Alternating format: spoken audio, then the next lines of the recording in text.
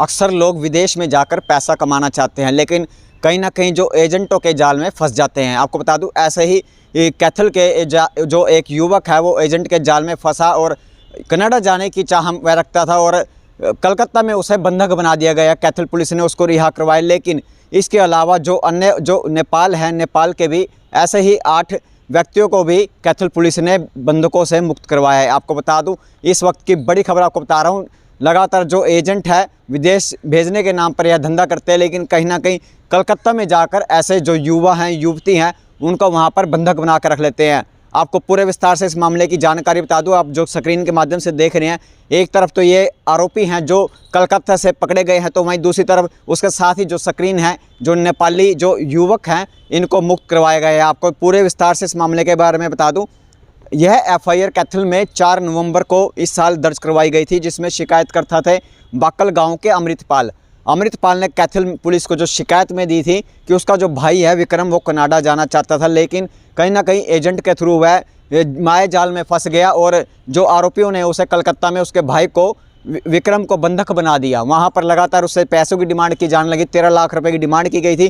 Kaithal SP ने यह मामला CIA 1 को सौंपा था, जिसके बाद CIA 1 ने इस मामले में बड़ी कार्रवाई करते हुए जो विक्रम है उसको बंधक से मुक्त करवाया था। साथ ही इस मामले में आपको बता दें, और भी जो अन्य जो युवा युवती हैं वो कलकत्ता में बंधक बनाए हुए थे। कैथल पुलिस की इस समय की बड़ी सफलता आपको बताऊंगा, क्योंकि लगातार और अन्य राज्यों से भी या अन्य देश से कहूँ, नेपाल से 8 ऐसे युवा युवतियों को जो रिहा करवाया गया है। आपको बता दूं, इस मामले में कैथल पुलिस ने पहले जो आरोपी गुरदेव उर्फ देव को गिरफ्तार किया था, जिसके बाद लगातार इस मामले में कैथल पुलिस कड़ी से कड़ी जोड़ते हुए आगे बढ़ रही थी, जिसके बाद 5 आरोपियों को फिर से गिरफ्तार किया गया था। 14 नवंबर को 5 आरोपी फिर से काबू किए गए थे, जिनमें 4 आरोपी मुंबई के रहने वाले थे और 1 आरोपी यूपी का रहने वाला था। आपको बता दूं, जो 5 आरोपी पकड़े गए थे उनमें शशांक, मोइन, समीर काजी, अब्दुल करीम रहमान कुरैशी और अखिलेश कुमार, यह आरोपी 5 आरोपी 14 नवंबर को पकड़े गए थे।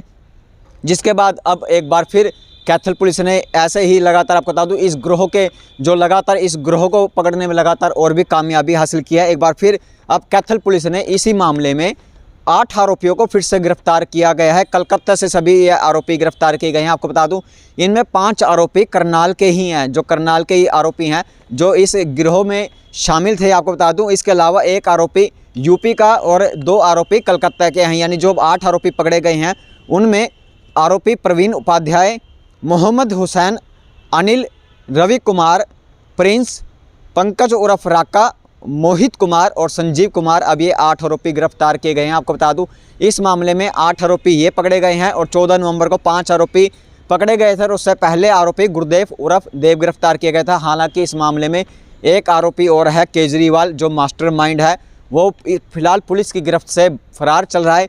इसके अलावा अगर आपको कहूँ कैथल पुलिस की सराहना की बात करूँ तो कैथल पुलिस ने इस मामले में 8 ऐसे युवा युवती मुक्त करवाए हैं जिन्हें बंधक बनाया गया था करनाल में। ये जो 8 के 8 जो युवा युवती हैं ये नेपाल के हैं, नेपाल के रहने वाले हैं। आपको बता दूं, इनमें जो मुक्त करवाए गए हैं उनमें ये 6 जो युवा हैं वो नेपाल के हैं। इसके अलावा जो 2 युवतियाँ हैं, 2 युवतियाँ भी हैं, वो भी नेपाल की हैं।